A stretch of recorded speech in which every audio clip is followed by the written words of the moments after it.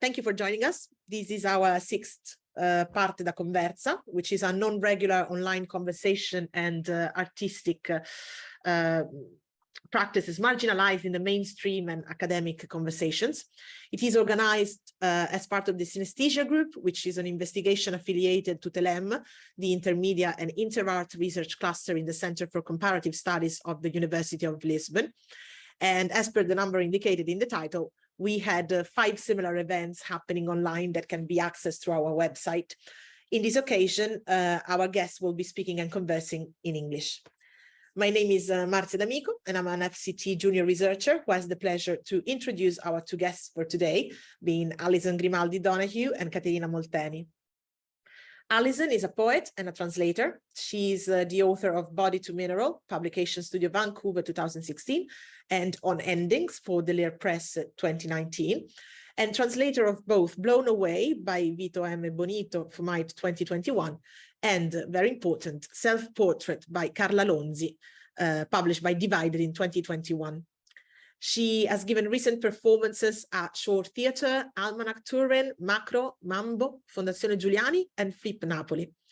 She's currently working on a project at Sonnestusse Lugano, around the work of the author Alice Ceresa. And she was the 2021-2022 fellow at Sommer Academy Paul Klee in Bern. She holds a PhD in philosophy, art, and critical thought from European Graduate School, and she teaches Italian literature at Middlebury College Florence campus. She lives in Bologna. As per Caterina Molteni is an assistant curator at MAMbo Modern and Contemporary Art Museum in Bologna. From 2016 to 2019, she was in charge of public programs and digital contents at Castello di Rivoli Museo d'Arte Contemporanea, Rivoli, Torino. In 2015, she collaborated with Fondazione Sandretto Re Rebaudengo in Turin.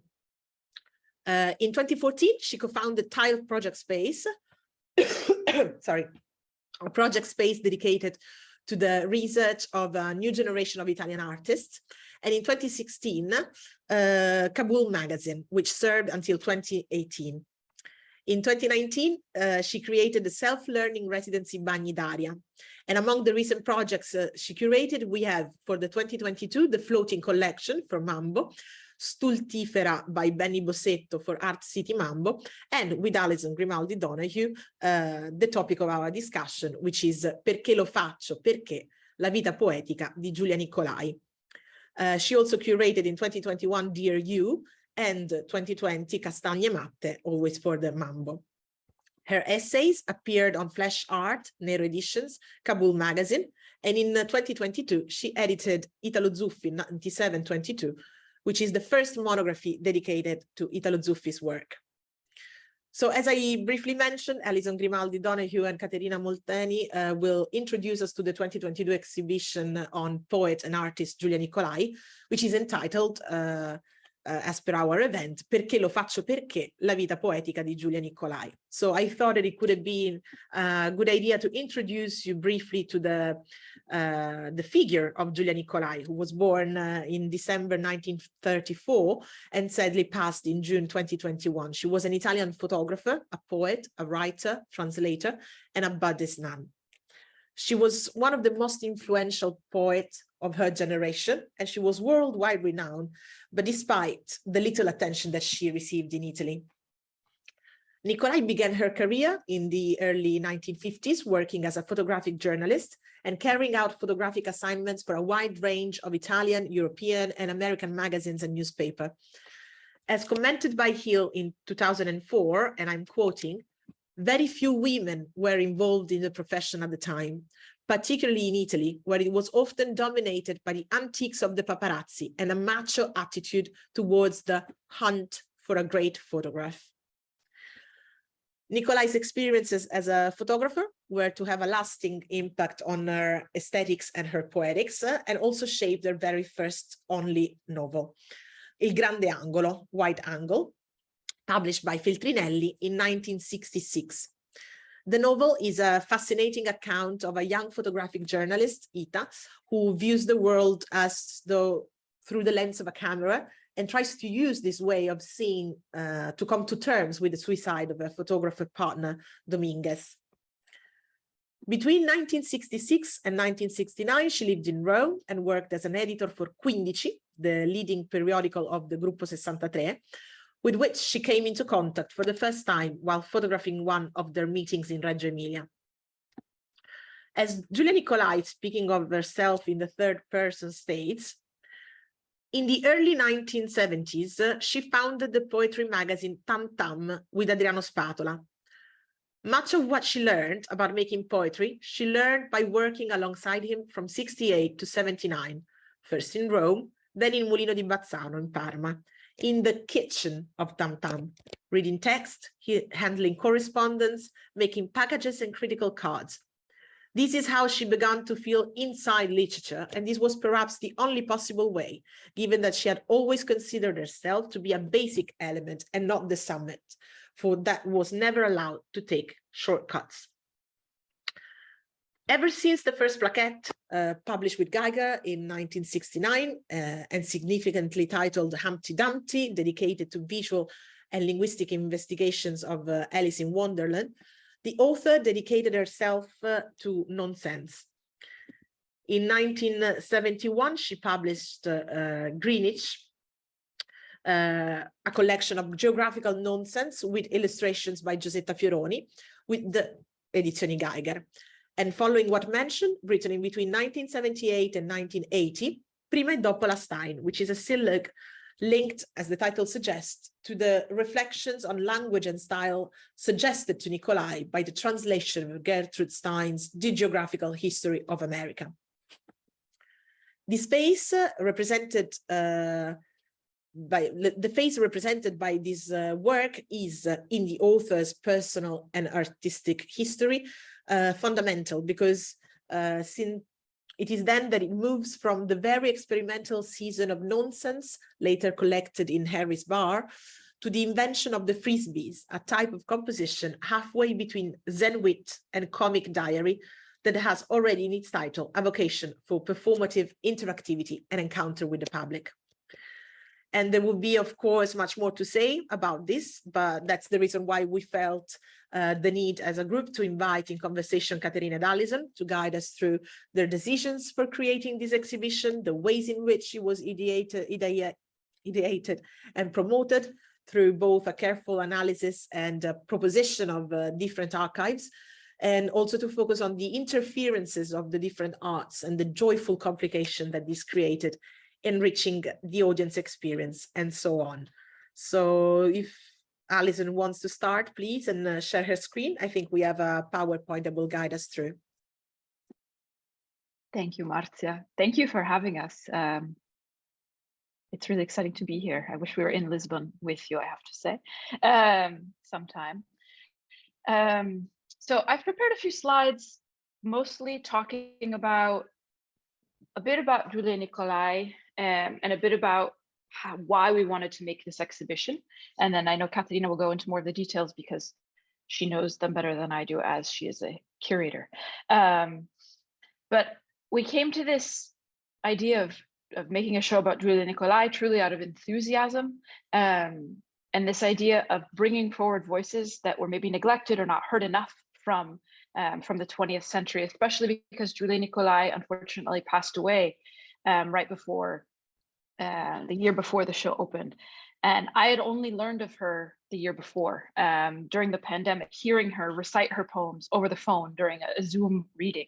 And I was so deeply moved, I couldn't believe I'd never heard of this poet before. And so I've tried to make some slides that really include her and her work. And so we wanted to create this idea of a new lineage. And I recently was reading Françoise Verger's Decolonial Feminism, where she talks about using the term lineage instead of genealogy, and I quite like it. I've spent years saying that I've wanted to create a new genealogy of literature, but a lineage is something that reaches beyond biology, and I fully endorse that point of view. And thinking of feminist poetry that is incredible and powerful and that we don't talk about enough.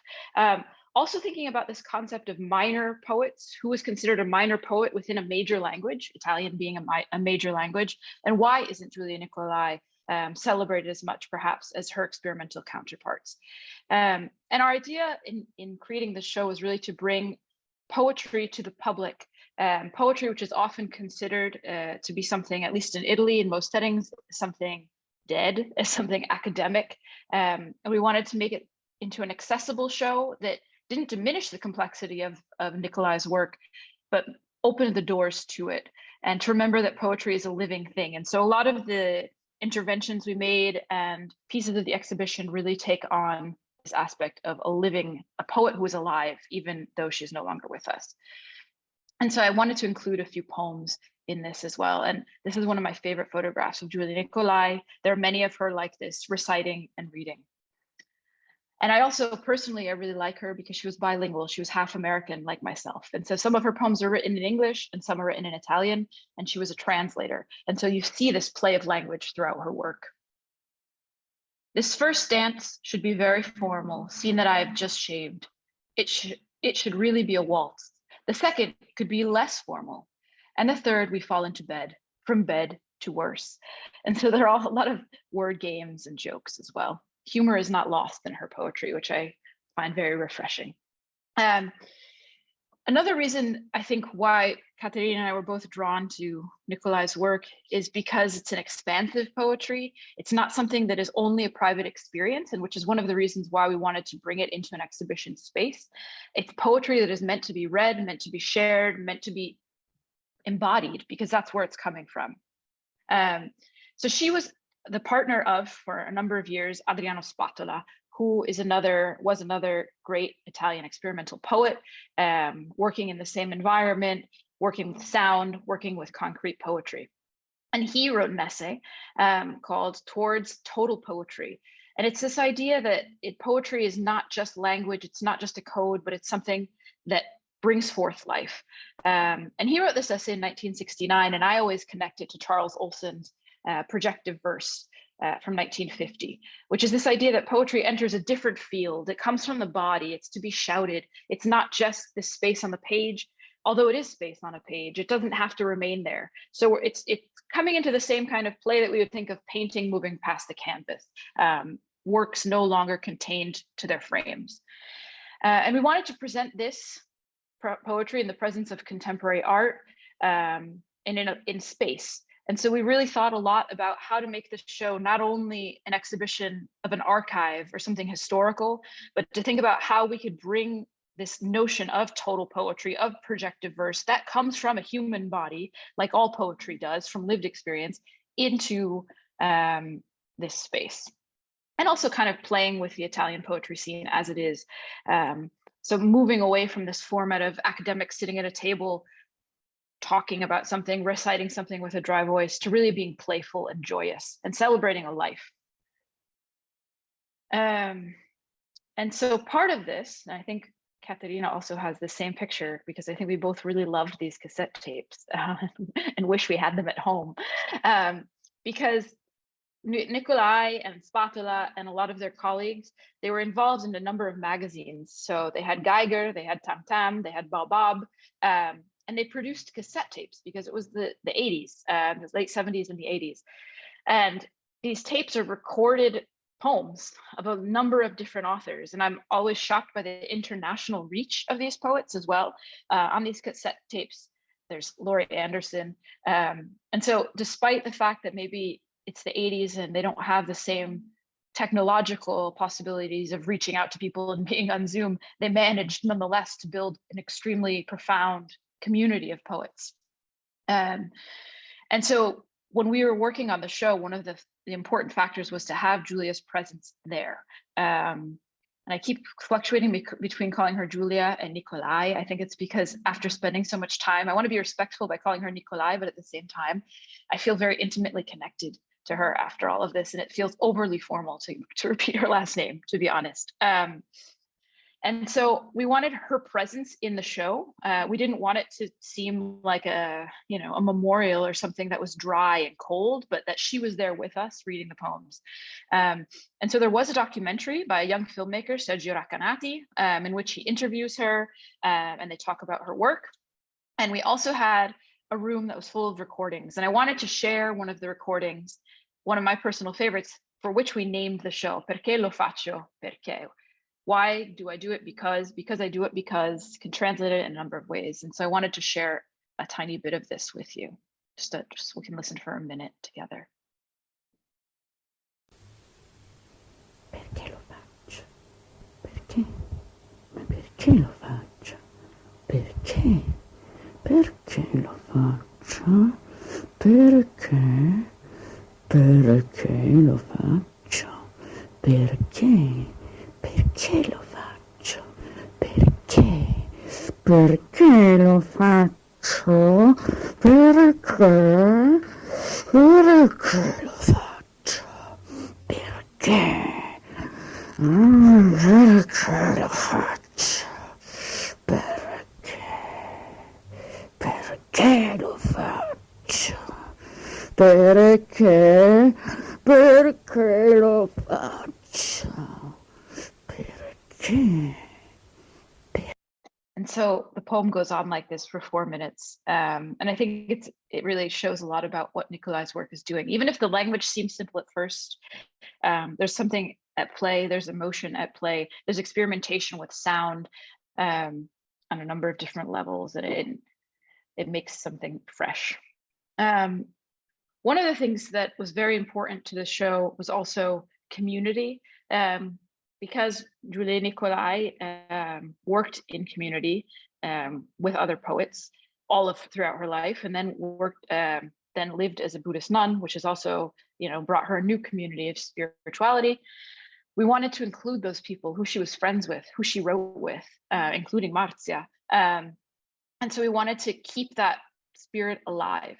And we wanted to figure out how to do that. One of the ways we did that, I included his picture here, Maurizio Spatola, Adriano Spatola's brother, who passed away right before the show opened.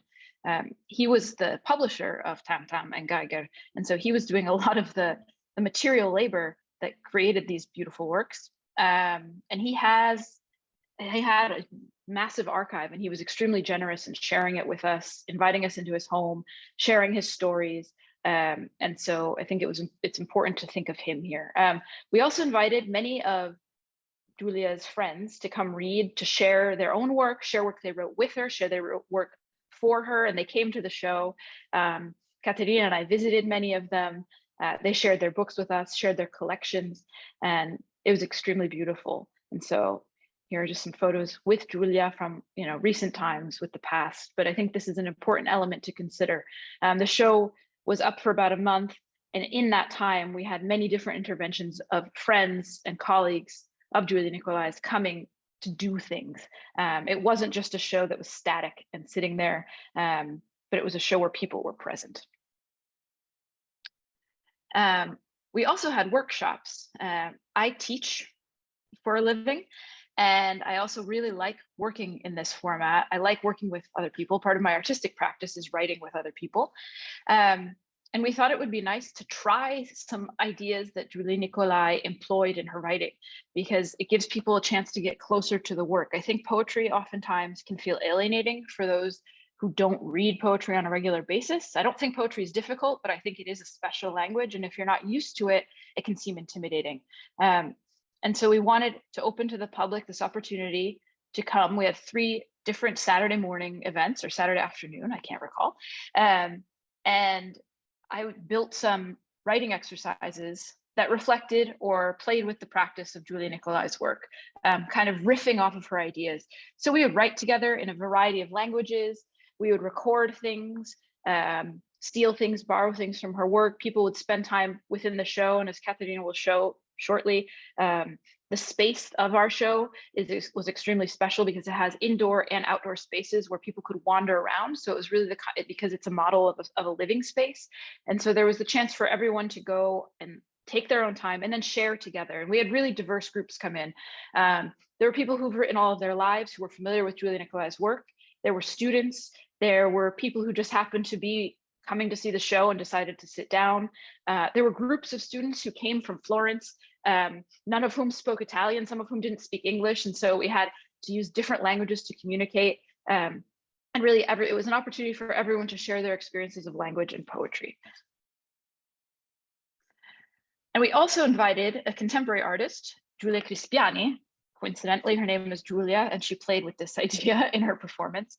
To give a performance / reading of her own work in reflection and in response to Giulia Niccolai.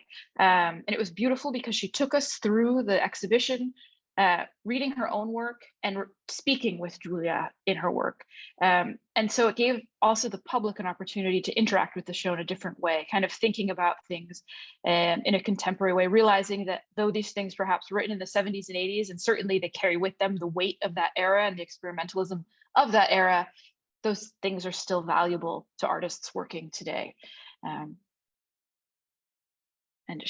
just a point to share that Giulia Niccolai and Giulia Crispiani and myself and Caterina and Marzi, I think we all share a lot of the values that Giulia Niccolai's poetry brings forth in terms of voice, in terms of translingual writing, so writing across and through different languages, sound and experimental poetry. Also, small publishing is an extremely important element of this show. That these aren't books that were ever published. Giulia Niccolai had one book published in her lifetime by Feltrinelli, which is the main publishing house, one of the main publishing houses in Italy. So we're talking about books that had a very small audience and that were supported by a community. And I just wanted to end with a beautiful photo of her and thinking about this idea that she worked so much with language, and it was this language that would constantly vanish before her, which I think is the whole point of poetry, is that poetry is constantly working towards something that if we were able to truly express it, we wouldn't need poetry at all. And I think this poem really gets at that idea. If we have a dictionary and then there's nary a word, there's no more language left. And with that, I will leave it to Caterina. Thank you. Thank you so much. I know it was fast, but I wanted to get through it. And if people have questions, I'm more than happy to. Yes, absolutely. Let's leave some time at the end for questions. In case the Zoom meeting would end in 40 minutes because I didn't manage to practice enough with making it last longer, please rejoin us at the same link and we will be here. But now let's move on to Caterina's presentation so she can give us like a little bit more of highlights on how you built up this whole exhibition. Please, Kate. Okay, just a second. I'm going to share the screen. Okay.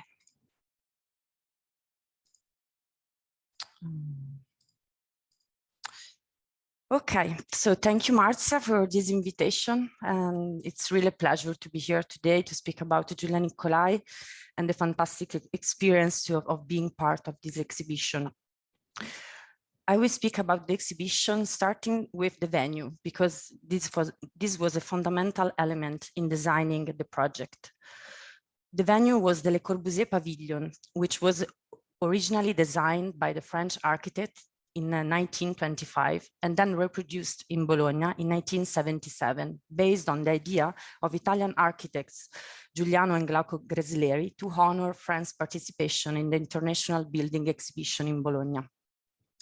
At first, it was conceived to be a temporary building, but as it was recognized as an original Le Corbusier building by the Le Corbusier Foundation, the municipality decided to keep it as a permanent fixture and a historical site, which meant that it would be protected and safeguarded by the foundation.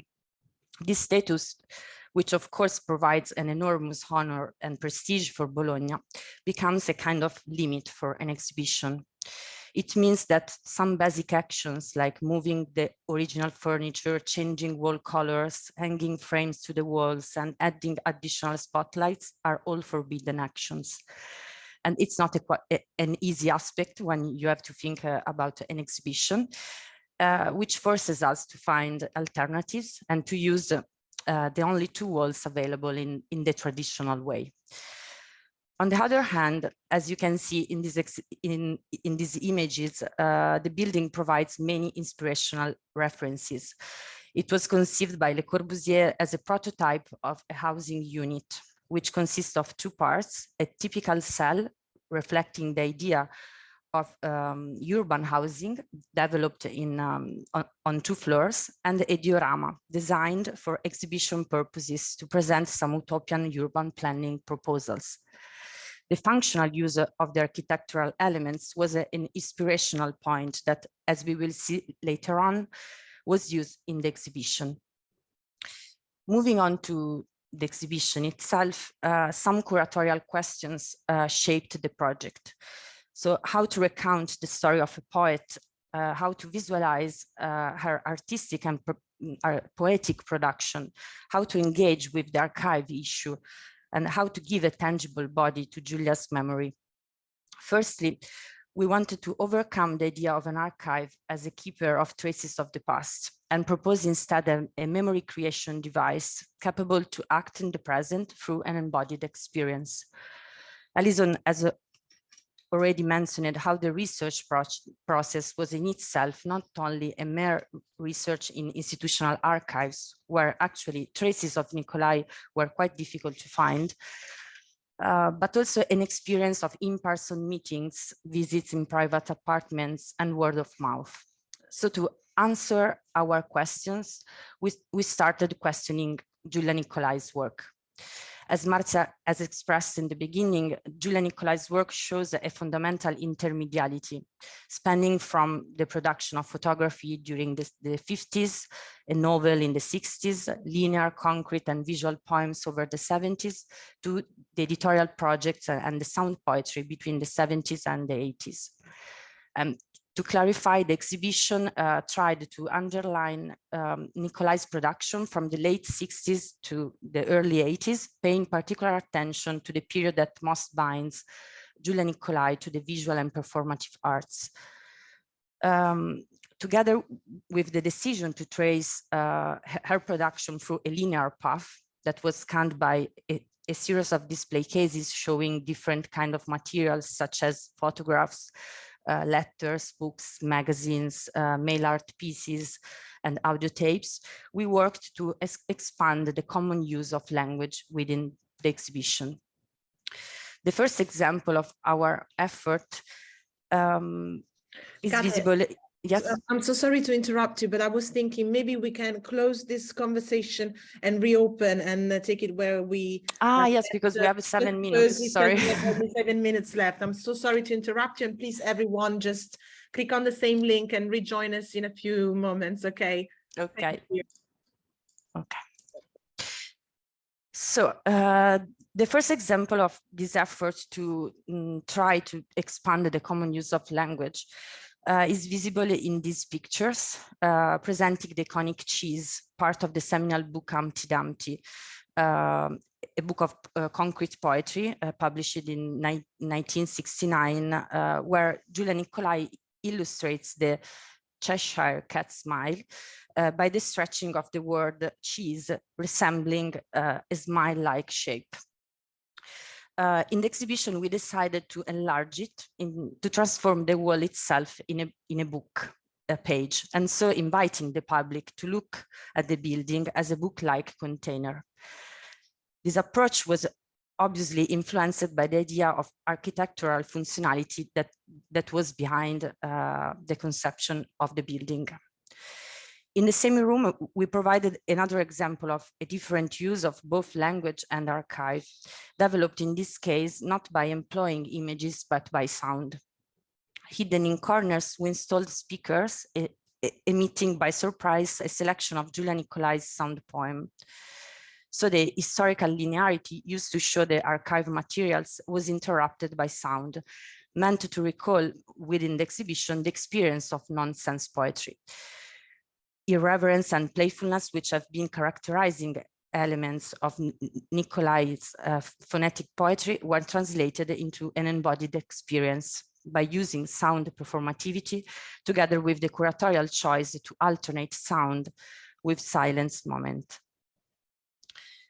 The process of transformation of writings into visual content has been developed even more when we had to think of how to present her books. Even if all the books written by Niccolai between the 60s and the 80s were on view in display cases, they were actually inaccessible. Giulia Niccolai worked mainly with concrete and visual poems and collaborated with several artists in the realization of many books. Two examples are Greenwich, which features linear poems in dialogue with drawing by the Italian artist Giuseppa Fioroni, and the fairy tale book Francobolli, which was created with artist and graphic designer Maurizio Osti and depicted short poems and stamp illustrations. So considering this essential visual component of her publishing production, it was extremely important to us to provide the public with the possibility of looking in these books. So patiently, we filmed our hands unfolding Niccolai's book in order to expand the public experience again. On one hand, the audience was involved in the archive experience of browsing through rare documents. On the other, we contributed to create an expanded memory of her work by using new media. Of course, this moment could not be left in silence, because just a few steps from there, we installed the complete selection of Niccolai's phonetic poems in what was conceived by Le Corbusier as the gym and the bathroom of the habitable unit. The display case featured several copies of Baobab magazine and some hilarious images of Niccolai performing in public. The co-presence of images and sound was again an occasion for the public to imagine the physical presence of Niccolai while performing, which was characterized by strong facial mimic and the use of objects to add noise and modify the voice. So now I would like to share one of these poems that actually is one of the rarest that we had in the exhibition. Not 10, not 9, not 8, not 7, not 6, not 5, not 4, not 3, not 2, 1.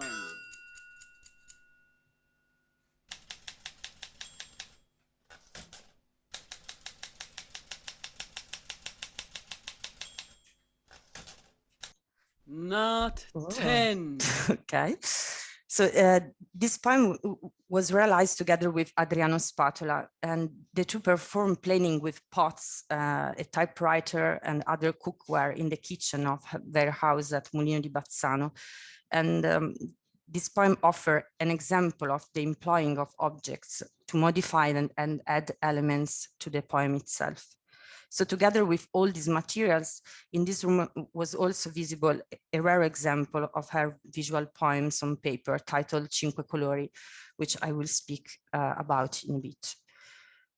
The following room was imagined, as Allison described before, as a laboratory space, putting in dialogue Allison's workshop with another visual poem depicting the typewriter, one of the images most used by Niccolai. Niccolai regained some objects and activities considered feminine and rehabilitated them through language games or the simple addition of the word poema, poem in English. In Cinque Colori, sewing spools of different colors became the ingredients to compose the word poema. In Poema 1976, the typewriter held a piece of paper with the simple word poema typed on it. This concept is behind also the realization of Poema e Oggetto, one of the most important books by Niccolai, where, as it happens in phonetic poetry, where objects are involved in the composition of the actual poem, poems emerge from objects, changing their ontological status through the use of the word poema, or simply by proposing them within the context of a book. Each page depicts an object commonly used in the women activities that Niccolai transformed in something else, playing with the linguistic plan of reality. From this room, another voice was audible. In fact, we had the opportunity to show the premieres of two of the last video documentaries filmed when Niccolai was alive, directed by one by Sergio Raccanati and one by Bes Bajar Katrevic. Through these documents, the public was involved in in-person report of her own story. So the institutional framework of the exhibition was turned into an intimate space in order to recall a personal visit to Niccolai's home. As it happened to the many people who had the fortunate opportunity to meet her, the movies portray Niccolai in her everyday life, welcoming her guests with cookie trays or a cup of coffee. So the presence of these movies in the exhibition was really important because they show how stories can change when told and how they keep changing as long as they are told, just as with personal memories. To conclude, I want to clarify again what is for us the idea of an archive as a memory creation device. In this exhibition, the archive is not engaged as a structure to be filled with information or to simply recount a story. After Foucault, it is commonly known that an archive isn't a neutral tool, as it provides only a partial reconstruction of a story, depending on which traces of the past were kept and which documents were conceived by historians as suitable to be highlighted. So an archive as a device to produce memory becomes instead an occasion to activate a legacy in the present through specific actions, an exhibition, public programs, performances, and of course, the experience of the public. So the experience of an archive is based on the transposing of theories into practices in order to provide the public not only data, but an embodied knowledge of what was the writing methods of an author or the warmth of her nature.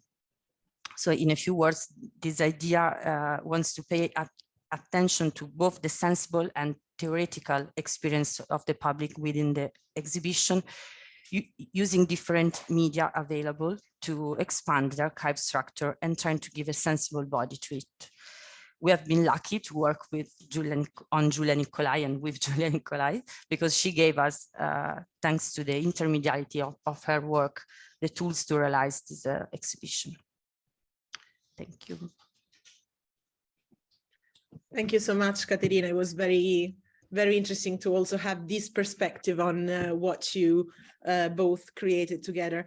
I don't know if there are any questions from the people who joined the conversation and are listening to what you just exposed. We can give it maybe a little bit more time. Feel free to either intervene by unmuting yourself, or if you prefer to write it down, feel free to write it down.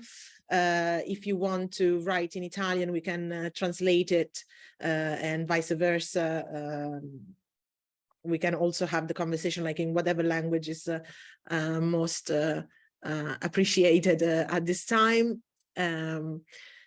While we wait for people to come forward, I actually do have a question, and I would start with asking Caterina, since we left on a note on the archives. You showed us somehow, and you talked to us about how you invested into translating these physical archives into a new shape, not creating different interactions. But I know for sure that there was no such a thing as one archive of Giulia Niccolai. So I was wondering, what were the archives like when you first approached both the people and the elements themselves?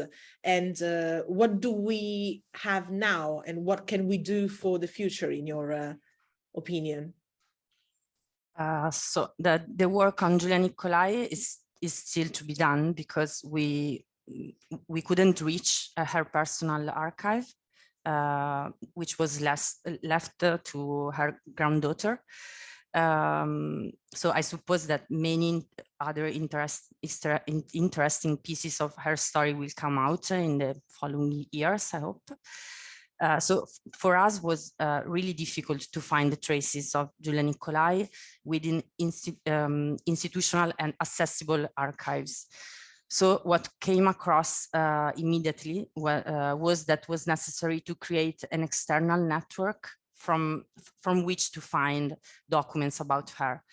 So we started to look through her friends' archives, mainly all of them male poets for example, Corrado Costa or Franco Beltrametti. And the first permitted to have in the exhibition traces of Niccolai's work as an editor in Quindici magazine, or the second provided some photographs of Niccolai's public readings. So both Corrado Costa and Franco Beltrametti have an archive organized institutionally, which makes a lot easier the research process. In the opposite way, many pieces in the exhibition were obtained by speaking directly with Giulia's friends and by taking off artworks from the walls of their living rooms. So a more physical experience of working in archive.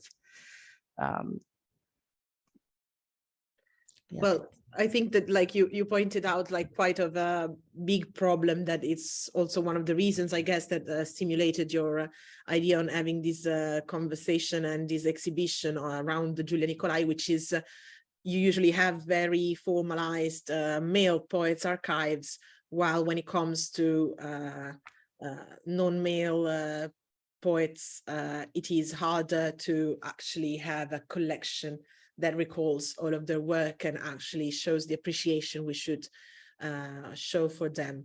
So we go back to the kitchen of Tam Tam as we both talk to. I don't know if there are any questions from the audience, but since we're still waiting and everyone seems to be a bit quiet, I do have a question also for Allison that might sound a little bit as me pushing theory into the conversation, but I am actually expecting a very practical response, knowing you as a poet and as a performer. And my question is, what does it mean today to reenact the post actions of total poetry? So what is its power in terms of dialogical artistical dynamics? I think you somehow touched upon it with the performance of Giulia Crispiani and in general the making community, but I'm also interested like in a making broader conversation about it if you have the time. Yeah, sure. I think I have both theoretical feelings about it and practical feelings about it, and they come together because I think in my life theory has always been a very practical thing, and so on the one hand, I think total poetry and poetry that's composed in a larger field is the poetry that survives. It's maybe one of the oldest forms of poetry, which isn't to say that I think written poetry is extremely important. I love it, and I love the written word. But I also think that remembering that there is an orality to poetry is something easily forgotten, because we live in a world that gives prominence and supremacy to the visual. And so to spend time listening to something is quite a revolutionary act. I think when Caterina showed us the bathroom with the audio that was on a loop with all of these rare and different like things that we can't normally find because they are in private archives, it takes a certain kind of attention to listen. And so in one regard, I think that's really important. As a practical way of writing, I think it's important to think about these ideas that people are doing things that seem funny now. I think poetry often takes itself very seriously, and I don't think fun and seriousness are mutually exclusive. I think we can have fun and make jokes about things, and it doesn't mean that we're not giving them what they're due. It doesn't mean that we're not taking the bigger ideas seriously. And I think language is a place for play. So I think those are the things that total poetry still gives us, and it makes language, and it forces us to think about poetry outside of the academy. It forces us to think of poetry outside of dead poets, to remember that poets are alive and among us and producing things, whether we like them or not. And it's worth listening to. I think it has a lot to do with renewed language. And every language has a different story as well. And I think because English is my first language, but I live in Italian, I've particular feelings about the different trajectories the languages are on, and the flexibility each one provides. And I think poetry is a very strong reminder to everyone that language isn't such a static thing, that it's something that we can play with. So I think that kind of answers some of what you were asking. I think it does, and I think it does it like perfectly in alignment with the poetics of Giulia Niccolai about like the playfulness of seriosity and vice versa, the seriousness of being playful. Marta asked a question, which I would decline into two, let's say, because it says, how did the sessions with the general public develop? And I think it would be interested for you to tell us a little bit what you experienced in welcoming people at the exhibition and how they interacted with the objects and the poems, but also how did the workshop go, and how did they develop like maybe a different kind of participation to the events? Maybe Caterina wants to take the first part and I'll take the second part. Yeah, I think that people is not used to go to exhibitions in order to experience an exhibition, but I mean that sometimes the archival exhibition are really structured and composed in an institutional layout, let's say, like display cases and a lot of captions. So I think we played a lot with this idea that there were people reading our captions inside display cases, and then at a certain point Giulia Niccolai was speaking very loudly, and so for us the idea was to surprise the public and trying to propose a different relationship with the exhibition, and very common way to experience or to think about how has to be an exhibition. So I don't know how they reacted. I have to be sure, but I think it in some way this surprising element that was inside the exhibition. So this idea that moving around the exhibition, you sometimes were attacked by sounds, provoked something in the public. That was a passive feeling, sensation. So probably completely different from the participation in the workshop. So. Yeah, the participation in the workshop, people, so they were asked to sign up just so they would have a number, and people would email asking if they could participate. Some people sent like their CV. It's like, yes, of course you could participate. We just need a number. And some people came because they wanted to talk to other poets. Like they knew about Giulia Niccolai and they wanted to see the show, but they were hoping to interact with other poets because that's something that they were seeking in their lives because they write poetry regularly. Other people, it seemed, were longing to have an opportunity to try poetry again, which is not the first time I've seen that happen, especially with adults. It's a moment where you can let go of inhibition, even though that might be challenging. And so they were extremely willing participants. And the reactions seemed positive. Some people came back to more than one workshop, so that seemed positive. For some people, I think it's always the case where it takes a little longer to get comfortable outside of your regular mode of communicating, outside of how you typically write. And also with the sharing aspect of, because it puts you in a very vulnerable position. And I think if you work in an art environment, if you're part of an artist community, or if you work in an academic setting where you're constantly sharing your work, that can be something you become used to. But for a lot of people, that's something they haven't done maybe since school. And so things came out, people, they were in touch with emotions that they hadn't felt in a long time. So it was a moving experience. I was very happy that there were a range of ages. So you'd have we had some high school students and some folks in their 70s and 80s sharing their work together. And I think that was one of the most meaningful aspects for me.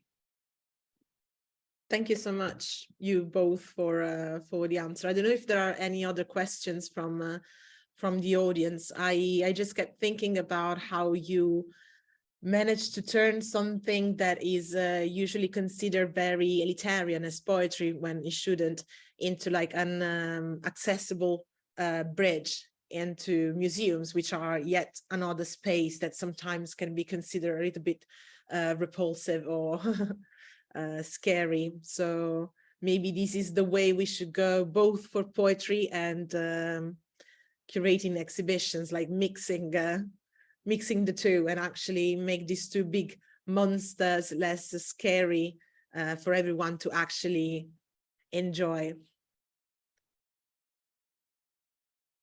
If we don't have any other question from the audience, I would just like to thank you both for being here. Thank you so much for sharing your work. Thank you for allowing us to record the event, for use it as a transmission of knowledge in the future, which is also part of the whole discourse about archives and dialogicity that we somehow brought up. So thank you so much, really, for being our guests. It's been a pleasure, and thank you for everyone who has been participating to the event. And I hope to see you all very, very soon. Thank you, Marzia. Thank you very much. Thanks everyone for being here. Yes. Thank you.